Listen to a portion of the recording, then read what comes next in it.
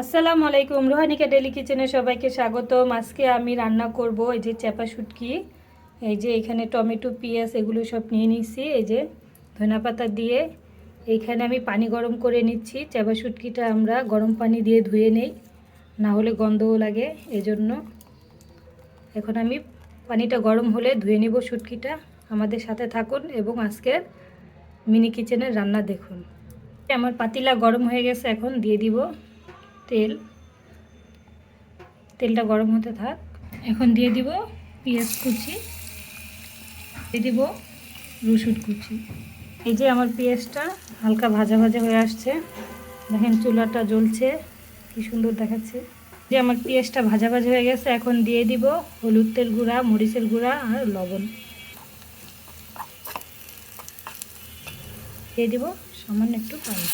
দেখেন মশলাটা কি সুন্দর করে কষতেছে। এই যে এখন দিয়ে দেব একটু টমেটো কুচি,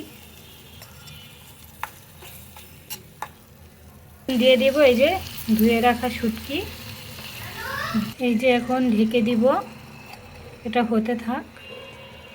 এই যে আমার চুলার জাল জ্বলছে।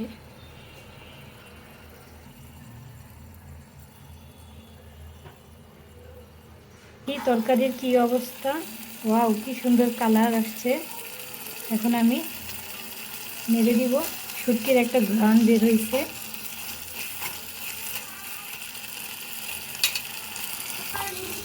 এই যে দেখেন কি সুন্দর কালার আসছে। কালার দেখলেই বোঝা যায় যে তরকারির স্বাদ কেমন হবে। এখন দিয়ে দিব ধনেপাতা। এই যে এখন ভালো করে ছেড়ে নিব। এই যে আমার তরকারিটা হয়ে আসছে, দেখেন কি সুন্দর তেল ছেড়ে দিছে, কালারটা জাস্ট ওয়াও। এই যে দেখেন চুলাটা কি সুন্দর জ্বলছে। চুলাটা অনেক কয়বার নিভে যায়, আবার জ্বালাতে হয়, অনেক কষ্ট। দেখেন আবার নতুন করে চুলা জ্বালিয়ে দিছি। ভাতের পানি বসানো হয়ে গেছে, এখন দিয়ে দিব চাল। আমার ভাতের কি অবস্থা, এই যে হালকা হালকা বলক ওঠার মতো, ঢেকে দেই। এই যে চুলা জ্বলছে চুলার মতো। দেখি ভাতের কি অবস্থা। ওয়াও, ভাতটা কি সুন্দর বলক এসে পড়ছে দেখেন। এই যে আমার ভাতটা হয়ে গেছে, এখন গড় দিয়ে দিব। এই যে ভাতের মারগালা হয়ে গেছে, এখন তুলে নিব। এই যে ভাতটা একটু সেক দিয়ে নিব মার ঝরানোর জন্য। এই আছে সেক দেওয়া হয়ে যাবে। এই যে আমার ভাত হয়ে গেছে, আমার তরকারি, এখন আমি এগুলো বেড়ে নিব। এই যে আমার ভাত বাড়া হয়ে গেছে, এই যে আরেক প্লেটে এখন আমরা খাবো। দেখেন আজকের আয়োজনটা কেমন হয়েছে সবাই বলবেন।